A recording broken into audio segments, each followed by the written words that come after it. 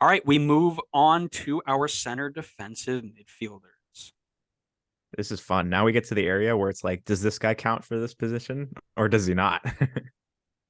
Yeah, I will definitely call you if I think you've crossed the line. Fine. I have a whole list, so I will just continuously go down the list until there's somebody acceptable. But I will say, um, 45 players on my list.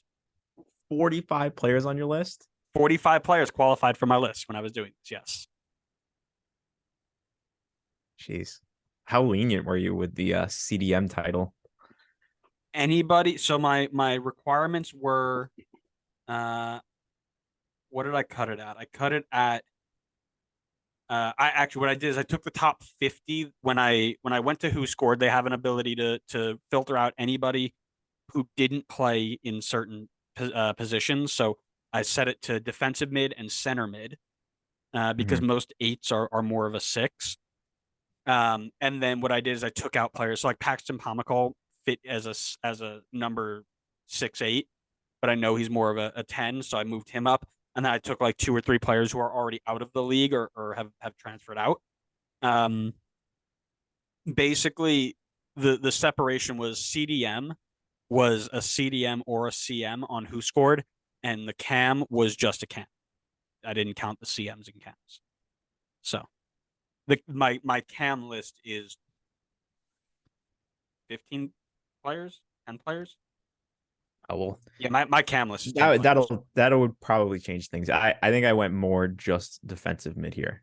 I Well, I didn't. my picks are going to be that way too. It was just a way to analyze things. So go Okay. ahead, I'll let you go Well, first. all right. I This is going to be a mess for me. I'm going to tell you that right now. I'm probably going to be all over the place with my picks. So I hope you have your vocal cords ready because I'm sure you're going to be yelling a lot. I'm going to start off with a guy that had a really small sample size last year. Give Shocker. me Gaston Brugman for Don't LA hate it. Galaxy. I hate how high it is, but I don't hate it.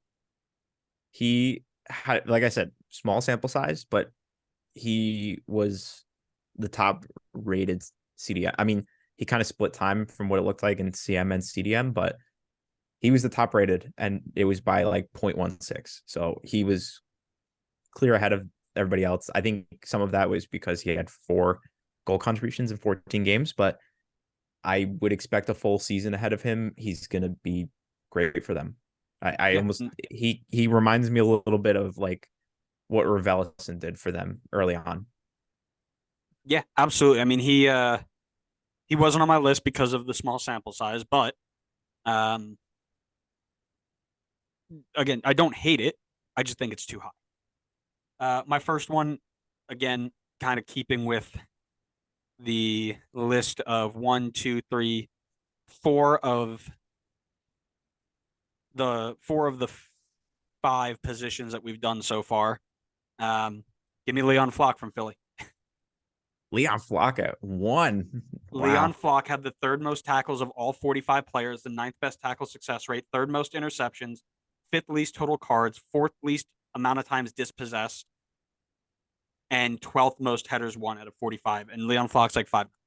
He's just all over the place. And he had the seventh most minutes as well. I thought it would be low because I don't remember him being in there as much as um, Jose Martinez, but he actually played more than Jose Martinez did this season. So again, that Philly midfield was so good, and it was deep too. It had a lot of people that could move in and fill spots. So he might not have finished every game, but when he was in there, out of 45 players, he was the third most tackles. That's crazy. Give me that all day long. Since you looked at the numbers, I am kind of curious to see what maybe you theorize on this, but both of the rating sites that I looked at, they kind of slated him ratings wise. Both of them had him at a 6.8, 6.83, 6.84. So, what's 683 is good. No, driving that? Compared to the rest of the list, he was middle of the pack. really. I don't know how the rating. Like, I don't know what translates into like a plus point one or whatever. Um, Mine is just basically saying where does this player rank in relation to every other player that I've tested, and then I stress certain stats. So I stress tackle success rate is my most important stat. So if you're ranked 10th in tackle success rate out of 45, I will multiply that by 2 to say, okay, now I'm going to count this twice because that's how important it is. So it gives me an extra importance on things like that. And when you work it all out, he was clear of the second place person, who I won't tell you so you don't cheat, by almost a full average point. Okay. I So mean, maybe it's the fact that he just isn't really involved in goals and assists much, but right, yeah. yeah, like he's not a goal getter, and goals and assists don't work into my center defensive mid ratings because No, I mean why? I guess it depends on how you use that role. Maybe you have more of like a deep line playmaker, like a Jack Price type thing. But Mm-hmm. okay, yeah, man. I mean, I kind of looked at a high level, so he didn't look great from a high level perspective, but I also don't doubt it because Leon Flock is a fantastic player. Anyway, now we got sidetracked already. At 2, I'm basically going to double down on my first pick and go with another guy with a slightly smaller sample size with the same first name. Give me Gaston Jimenez for Chicago. What's your face for? I can't tell. It's like I'm very confused on what your face is. I don't hate Rating Gaston. I don't hate that at all. ratings wise, he was solid across the board. He had the second highest rating behind Gaston Brugman. A slightly larger sample size here. Definitely more of a defensive player from what it looks like compared to Brugman. Um, he only had 2 goal contributions, so I think more defensive work was carrying towards his ratings here than in Brugman's case. And Chicago, even though they weren't great in the standings, were fantastic defensively last season. And I think he played a pretty big part in that, even if he's not necessarily in the back line. Don't hate it. Where'd he finish? Out of 45, he was 11. Don't hate it. Maybe a bit high. Don't hate it. At 2, give me Obina Nwodu from FC Cincinnati.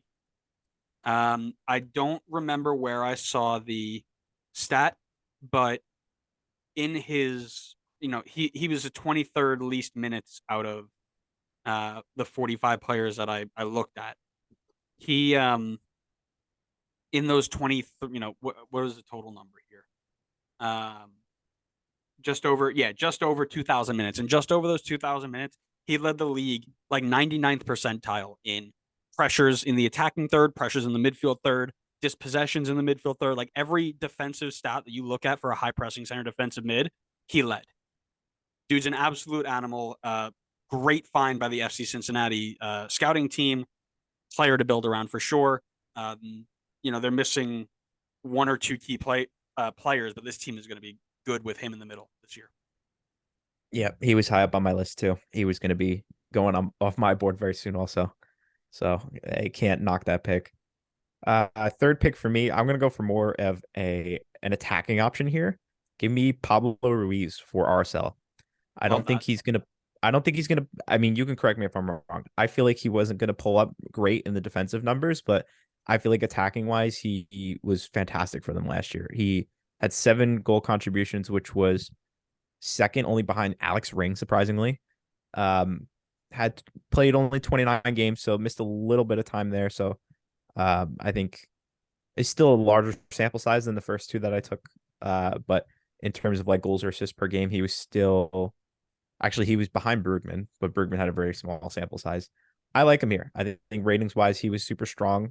When I thought of RSL, he was like one of their star players from last season that I can remember. So happy to take him at 3. No, I love that. I very low on my list in terms of stats, but for the exact reason that you said, he really wasn't massive in the defensive end of things. But we know how important he was to RSL's early run that got them to to being where they were for so long. Um, they need to build around him. He's not one of those do it on your own guys, but love Yeah. it. At my third pick, give me Illy Sanchez Damn. from That was gonna LAFC. be my next pick. Yeah. Again, another guy that you look at in terms of like why teams were so good. It was because Illy Sanchez was absolutely killing the game. Fourth most interceptions. Let's make sure I got that right. Yeah, I do. Fourth most interceptions. Third least amount of times dispossessed. Second most headers won. Um, he was just bossing it in that midfield. And again, we look at passing percentage with a grain of salt because certain teams have different styles, and a lot of times he wasn't doing the releasing in there. He was kind of just winning the tackle, letting it go, or winning the header, letting it go, and letting somebody else do the work. Um, Illy Sanchez was fantastic last year. I will take him all day long. 3.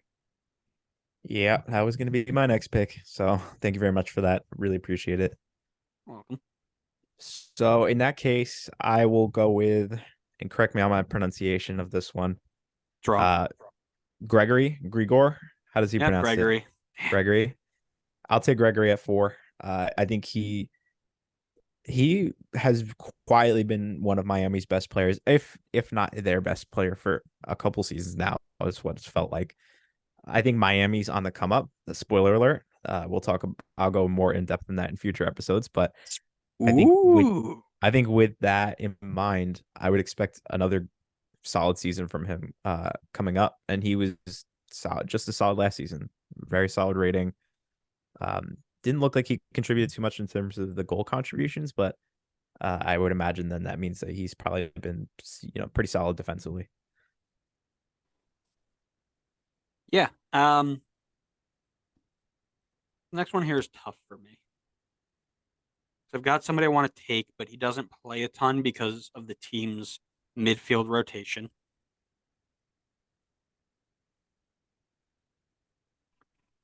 So here's what I'm gonna do. Tell me what you're gonna do. I'm gonna start by going with a future pick. Okay. Give me Aiden Morris from Columbus. Okay. In terms of minutes played, 41st out of 45 players that I looked at. However, in those times, 12th most tackles, second least amount of cards, ninth least amount of times dispossessed, and the 12th best passing percentage. So in his small sample size, so I'm going small sample size and future, um, absolutely was a guy who has the showings of being somebody on the up and coming Okay. Fair enough. level. I think I think you see a lot more of him now that Artur is gone from Columbus. I think he Mm-hmm. slots directly in there. I think you're going to see a lot more out of him, and I think he shines. I think he does very, very well. So give me Aiden Morris at 4. Okay. Yeah, I think that's a good point. That Archer's gone now, so that's gonna definitely put him much more in the rotation. I am going to go with Keaton Parks for my 5th pick here. I think Yeah, Keaton didn't. had. Oh, go. Sorry. I was expecting him to kind of lock into that CDM spot last season after James Sands was gone, and then he got hurt. So he had a small sample size of only 18 games, but numbers wise, from a high level perspective, he looked pretty solid. Ratings wise, he was 4th on my list, joint 4th. He had 5 goal contributions, so definitely getting into the attack a little bit. I'm not sure what the defensive numbers looked like. I would imagine they were probably only about okay. But I want to see with a full season now. I was expecting good things from him last season. I'm going to assume he's going to stay healthy this season and do what I was expecting of him last year. So plus he has to do something because they only have like 5 players on their team. Oh, goodness.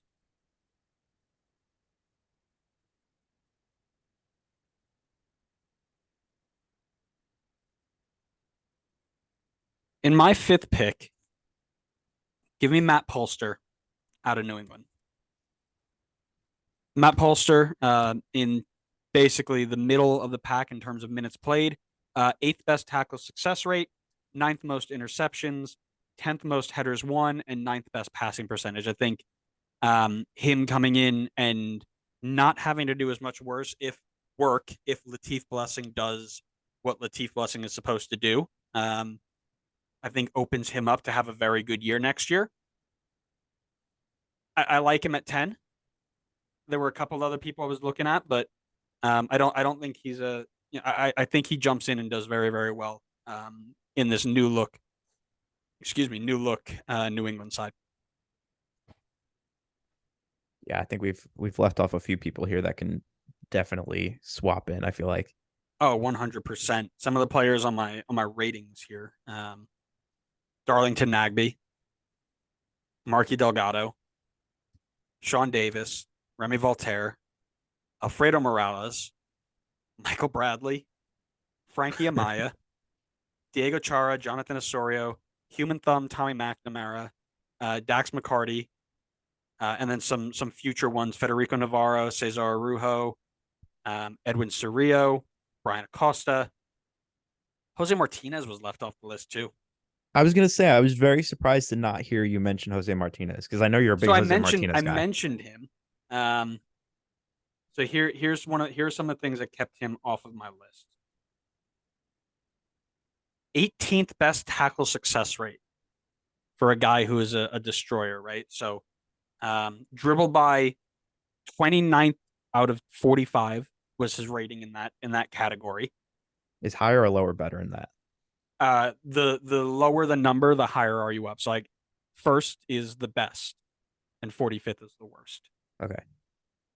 34th out of 45 in fouls, 35th out of 45 in cards, 41st out of 45 in times dispossessed, and 39th out of 45 in passing percentage. So I get it. I love the way he plays, but too often was I watching Philly last year and seeing, I mean, think about the playoffs, seeing him make the mistake that caused the team to have to recover and go back, right? Or do full recovery runs to try and get themselves to prevent from conceding a goal.